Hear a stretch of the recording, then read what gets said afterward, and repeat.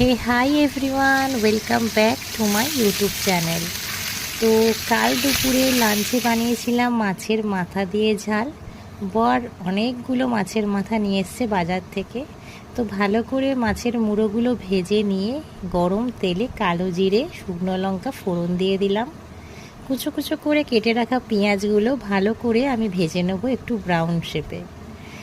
তারপরে আমি একটা পেস্ট বানিয়ে নিয়েছিলাম, আর তাতে দিয়েছিলাম আদা রসুনের পেস্ট, হলুদ গুঁড়ো, লঙ্কা গুঁড়ো, জিরে গুঁড়ো, ধনে গুঁড়ো আর কাশ্মীরি মির্চ।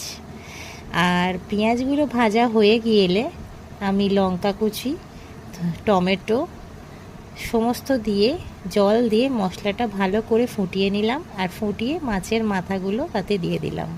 হ্যাঁ, পরিমাণ মতো নুন দিতে ভুলো না যেন।